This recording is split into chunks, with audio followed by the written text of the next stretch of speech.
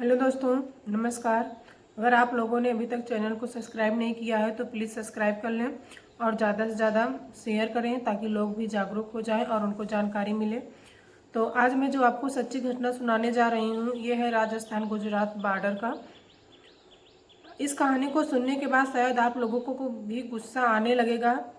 आप लोग भी सोचने पर मजबूर हो जाएंगे क्योंकि बहुत कुछ ये है कि जो एक पिता होते हैं अपने बेटे को बड़ा होकर कुछ बनाना चाहता है, इसके लिए वो हर सपना पूरा करना चाहता है। इसीलिए शायद जो वो बच्चा होता है, कक्षा 5 में जो बच्चा पढ़ रहा था, तो उन्होंने उस बच्चे की पढ़ाई के लिए होम ट्यूशन लगवाया था ताकि टीचर पे घर आएगी, पढ़ाकर चली जाएगी। लेकिन शुरू से ही उस टीचर की उस बच्चे को लेकर नीयत इतनी खराब हो जाती है कि जब बच्चा 12 या 13 साल का आसपास होता है तो उसके साथ वो शारीरिक संबंध बनाने लगती है, अपनी तरफ आकर्षित करने लगती है और इस तरह से लगातार चलता चला जा रहा था। और जब हद हो जाती है तो उसे लेकर भाग जाती है। जब पुलिस उसे पकड़कर ले के आती है तो पता चलता है कि शिक्षिका 5 महीने की गर्भवती है। अब दावा किया जा रहा है कि जो ये गर्भवती हुई है इस बच्चे की वजह से हुई है। इस घटनाक्रम का जब खुलासा होता है तो लोगों को यकीन नहीं हो रहा था कि शिक्षिका ने इतना पवित्र रिश्ते को अपवित्र कैसे कर दिया। तो दोस्तों, आज की जो सच्ची घटना है मैं ये सुनाने जा रही हूँ आपको। गुजरात प्रदेश के जिला सूरत की यह सच्ची घटना है। दरअसल 30 अप्रैल 2025 की सुबह 4 बजे के आसपास गुजरात पुलिस को एक सूचना मिलती है कि मुखबिर के माध्यम से बताया जाता है कि आपको जिसकी तलाश है, दरअसल वो गुजरात राजस्थान के बॉर्डर पर एक रतनपुर जगह लगती है, वहाँ के पास में एक शामली जी जगह लगती है, वहाँ जाइए। वहाँ पर एक लग्जरी गाड़ी गुजरेगी, लग्जरी बस जैसे गुजरेगी, आपको जिसकी तलाश है वह उस बस के अंदर आपको बैठे हुए मिल जाएंगे। पुलिस ने जैसे ही सूचना को गंभीरता से लिया उसके बाद फिर पुलिस ने घेराबंदी की और घेराबंदी करने के बाद वहां पहुंच जाती है। एक लग्जरी बस आ रही थी। 30 अप्रैल 2025 की सुबह लगभग 4 या 4:30 बजे के आसपास की वक्त रहा होगा। बस जैसे ही उसे रुकवाया जाता है, रुकवाने के बाद एक एक यात्री, एक एक मुसाफिर को देखा जाता है, लेकिन पहली बस के अंदर कुछ ही नहीं है। पुलिस वाले कहते हैं कि शायद मुखबिर ने सूचना गलत बता दी है। लेकिन इसी बीच में एक और बस आ जाती है। जब वह और बस आती है तो उस बस को जाने दिया जाता है और उस दूसरी बस को खंगाला जाता है। उसमें देखा जाता है अंदर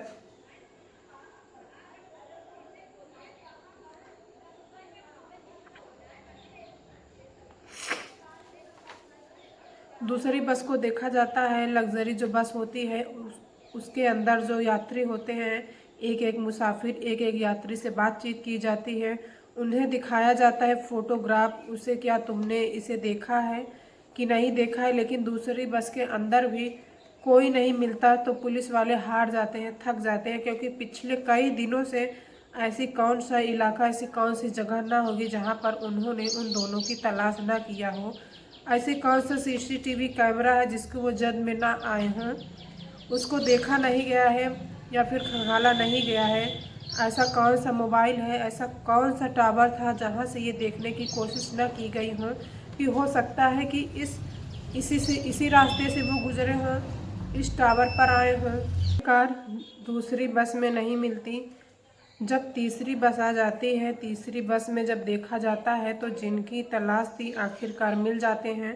दरअसल 23 साल की एक लड़की है जो कि पेशे से शिक्षिका है, टीचर है। उसके साथ उसके बिल्कुल बराबर में एक लड़का बैठा हुआ है जिसकी उम्र लगभग 13 साल के आसपास है। पुलिस ने उन दोनों को हिरासत में लिया और हिरासत में लेने के बाद उन्हें लेके जाते हैं। तो फिर उसके बाद आगे जो होता है वो वाकई अपने आप में चौंकाने वाली बात होती है। दरअसल 25 अप्रैल 2025 की बात है। व्यापारी अपने 13 साल के लड़के का इंतजार कर रहा था। वो घर से ट्यूशन पढ़ने के लिए निकला था, लेकिन कई घंटे बीत जाते हैं। जब बेटा वापस लौट कर नहीं आता है तो पहले परिवार वाले उसको ढूंढने लगते हैं, तलाश करने लगते हैं। लेकिन जहाँ जहाँ वह जाता था वहाँ वहाँ सभी से पूछा जाता है, क्या तुमने हमारे बेटे को देखा है? लेकिन जब बेटे को किसी ने नहीं देखा तो ज़रूर बताता। अब तो घर वालों ने सीसीटीवी कैमरा उस सोसाइटी का देखा, उसी से पता चलता है कि बेटा जो यहाँ से गायब हो चुका है, भाग चुका है। तभी वो पुलिस के पास जाते हैं और पुलिस इस मामले को गंभीरता से लेती है और उन दोनों को, यानी कि टीचर भी घर से गायब थी। जब टीचर के घर जाया जाता है तो पता चलता है कि टीचर भी घर पे नहीं है और 13 साल का वो लड़का भी घर से गायब था। आखिरकार पुलिस ने अब इस दिन ट्यूशन टीचर से पूछा कि क्या मामला है, तो वो जो बोलती है उसको सुनने के बाद हर किसी के रोंगटे खड़े हो जाते हैं। दरअसल बात ही कुछ ऐसी है। वो कहती है कि मैं इसकी बच्चे की माँ बनने वाली हूँ, मेरे पेट में इसका बच्चा पल रहा है। शुरुआत में लग रहा था कि वो झूठ बोल रही है, लेकिन जब मेडिकल परीक्षण कराया जाता है तो मेडिकल परीक्षण पता चलता है कि 5 महीने और 4 दिन की ये प्रेग्नेंट है, यानी गर्भवती है। इसके बाद पुलिस ने इस लड़की से और उस बच्चे से भी अलग अलग बातचीत की। फिर इन दोनों को साथ में बैठाकर बातचीत की। जो बात सामने आती है उसको सुनने के बाद हैरानी होती है। दरअसल लड़का कक्षा 5 में पढ़ रहा था, तो ये लड़की भी उसी सोसाइटी में रहती थी और लड़का भी उसी सोसाइटी में रहता था। तो परिवार वालों को एक ट्यूशन टीचर की ज़रूरत थी और इसके लिए किसी ने बताया कि आपके पास में एक लड़की रहती है, आप उससे ट्यूशन क्यों नहीं पढ़वाते हो। आप जब इस लड़के ट्यूशन के लिए टीचर को ढूंढा जाता है तो घर पे आने लगती है, पढ़ाने लगती है। अब जैसे जैसे वक्त आगे बढ़ रहा था तो वैसे वैसे बच्चे की तादाद भी बढ़ने लगती है, यानी कि अब उसके घर में और कई बच्चे आने लगते हैं ट्यूशन पढ़ने के लिए। तभी से लेडी शिक्षिका कहती है कि मैं बच्चे को यहाँ नहीं पढ़ा सकती, अगर आपको कोई एतराज़ ना हो तो क्या मैं अपने घर ले जाऊँ इसे पढ़ाने के लिए, क्योंकि बाकी बच्चे भी घर पे आते हैं और वो सब बच्चे इसके साथ ही हैं। सोसाइटी का मामला था, इसलिए परिवार वालों ने कहा कि हमें कोई एतराज़ नहीं है, आप इसे घर पर बुला सकते हो, वहीं इसे आराम से पढ़ा सकती हो। टीचर ने उस लड़के से अपने घर पे बुलाना शुरू कर दिया। धीरे धीरे करके वक्त आगे बढ़ता गया। उसने 5वीं, 6वीं, 7वीं, 8वीं तक जब पहुंच जाता है तो इसी तरह से शुरुआत में बच्चे बढ़ने लगते हैं और एक वक्त ऐसा आता है जबकि एक बच्चा ट्यूशन के लिए था और सारे बच्चे नहीं थे, तो सिर्फ वही लड़का बचा था। तो उस मैडम के घर पर ट्यूशन पढ़ने के लिए जाया करता था। जब जब मैडम को मौका मिलता था तब तब उस लड़के पर वो डोरे डालती थी, उसे अपनी ओर आकर्षित करती थी और उसे इतना आकर्षित कर लेती थी कि उसके साथ वो गलत काम करवाने लगते हैं। उससे मिलकर वो अपने बंद जो है कमरे में जाती हैं, बंद कर देती हैं। बंद कमरे के बाद साथ साथ उन्होंने शारीरिक संबंध बनाना भी जो है शुरू कर दिया था। तब तक वो ऐसा करती थी। इसी तरह करते करते वक्त आगे बढ़ने लगता है। इधर जो लड़की है उसकी उम्र बढ़ रही थी, यानी कि लगभग 23 साल के आसपास हो चुकी है। घर वाले कह रहे थे कि तुम शादी क्यों नहीं कर लेती, अब तुम्हारी शादी करने की उम्र भी हो रही है, लेकिन लड़की साफ साफ इनकार कर देती है टीचर कि मैं शादी नहीं करने वाली हूँ। तो उसके मन में जो था वो किसी से कह नहीं पाती थी, किसी को बताना नहीं चाहती थी। उधर लड़के का मन अब पढ़ाई से हटने लगा था, इसीलिए घर वालों ने कहा कि अब तुम वहाँ से ट्यूशन छोड़ दो, ट्यूशन बंद कर दो। तो लड़के ने कहा कि मैं कहीं दूसरी जगह नहीं जाऊँगा, मैं वहीं जाऊँगा। अब मैडम ने उस लड़के पर इस तरह जादू कर दिया था कि मैडम को छोड़ना नहीं चाहता था। अब मौका पाते ही उस मैडम के पास चले जाया करता था। अब लड़की इन चाहे टीचर के घर वाले हों या फिर लड़के के घर वाले, वो नहीं चाहते थे कि ये दोनों आपस में मिले, बातचीत करें। इस तरह उनकी नज़दीकियाँ बढ़ने लगी। लेकिन एक दिन मौका पाते ही उस टीचर ने जो किया वो वाकई अपने आप में खौफनाक होता है। वो मौका पाती है, लड़के से कहती है कि आपकी बार जब घर आओ तो अपना कुछ कपड़ा, कुछ सामान कुछ ले आना। अब यहाँ से हम कहीं दूर निकलते हैं। जब दूर निकलने की पूरी प्लानिंग की जाती है, लड़का अपने घर से कुछ कपड़े, कुछ ज़रूरतें ले आता है, जो ट्रेवलिंग का सामान होता है। यहाँ से अब टीचर ने भी जाती है VR माल से कुछ खरीदारी करती है। लड़के के नए कपड़े बनवाए, जूते दिलवाए, अपने लिए बैग लिया, सूटकेस लिया। इस तरह से कुछ सामान लेकर 25 अप्रैल 2025 को मौका पाते ही घर से निकल जाते हैं, घर से भाग जाते हैं। अब यहाँ से निकलने के बाद वो सीधा सूरत के रेलवे स्टेशन पर पहुँचते हैं। वहाँ जाने के बाद इंतज़ार कर रहे थे कब रेलगाड़ी आएगी, कब वो किस दिशा में जाएगी। घंटों तक सोचते रहते हैं, लेकिन रेलगाड़ी आती ज़रूर है, उसके अंदर बैठते नहीं हैं। रेलगाड़ी चली जाती है, यहाँ से निकलते हैं। टीचर ने कहा कि अगर यहाँ से ट्रेन से जाते हैं तो ज़रूर पकड़े जाएंगे, इसीलिए हम रास्ता बदल देते हैं। बस पकड़ते हैं और जब ये बस पकड़ते हैं, बड़ोदरा की बस पकड़ने के बाद एक होटल में जाते हैं और होटल वाले से बात करते हैं कि हम दोनों भाई बहन हैं। जबकि वह अंदर कमरे में जाती है तो ऐसा रूप अपना अख्तियार कर लेते हैं जैसे पति और पत्नी होते हैं। दोनों एक दूसरे के साथ फिजिकल रिलेशन बनाते हैं, शारीरिक संबंध बनाते हैं। पूरी रात वो ऐसे रहते हैं पति पत्नी की तरह, क्योंकि वहाँ आप पर कोई रोकने वाला नहीं होता है, वहाँ पर आपको टोकने वाला नहीं होता है। अब इसके बाद वहाँ से फिर अहमदाबाद की तरफ जाते हैं और अहमदाबाद में एक जगह लगती है कांकरिया झील। वहाँ पर काफ़ी अच्छा सा वक्त बिताते हैं और वक्त बिताने के बाद यहाँ से दिल्ली से वृंदावन से जयपुर, इस तरह से लगभग 2203 किलोमीटर का सफ़र तय करते हैं ये लोग। और लगातार सफ़र तय भी कर रहे थे। इस वक्त आगे बढ़ता जा रहा था, पैसे ख़त्म हो जा रहे थे। जब ये जयपुर में पहुँचते हैं तो लड़की यानी टीचर ने कोशिश की, क्यों ना हम कोई नौकरी तलाश कर लें, कोई जॉब ढूंढ लें। यदि जॉब मिल जाएगी तो हो सकता है पैसे जो कम पड़ रहे हैं, पैसे की ज़रूरत पूरी हो जाए। लेकिन जगह नहीं थी, नए लोग थे वहाँ, एकदम से काम नहीं मिल पा रहा था। इसीलिए उन्होंने प्लान किया, क्यों ना यहाँ से निकलकर वापस चलते हैं अहमदाबाद। जब वो वापस आ रहे थे तो इसके लिए उन्होंने राजस्थान गुजरात बॉर्डर के पास से पकड़े जाते हैं।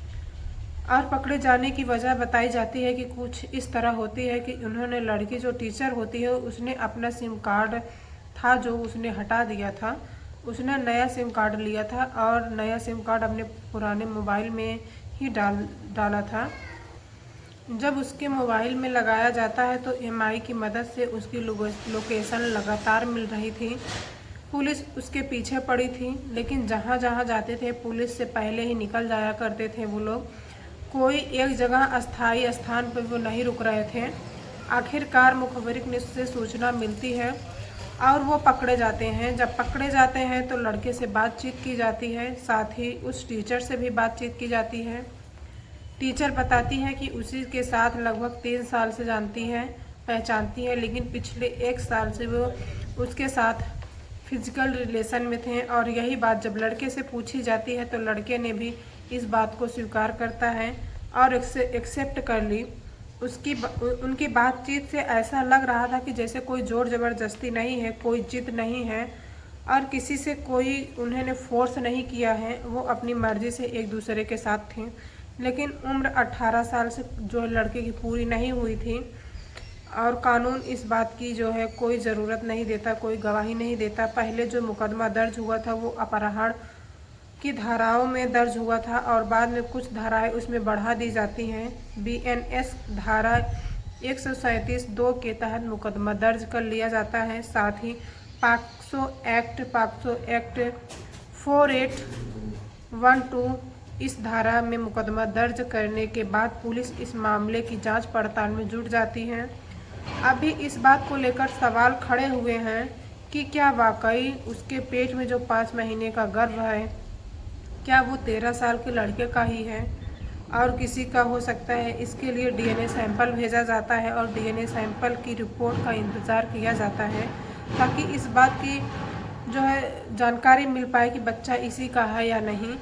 साथ ही मनोचिकित्सकों से, डॉक्टरों से जब ये मीडिया वाले बातचीत करते हैं, पूछते हैं कि क्या 13 साल का बच्चा इस महिला या मतलब इस शिक्षिका को प्रेग्नेंट कर सकता है, तो जो डॉक्टर होते हैं वो कहते हैं कि ज़रूर, क्योंकि लड़का जो है 13 साल का हो सकता है। अगर इस बच्चे के अंदर शुक्राणु बन रहे होंगे तो वाकई कर सकता है। जब इतनी सी उम्र में एक लड़की प्रेग्नेंट हो सकती है तो लड़का भी प्रेग्नेंट कर सकता है।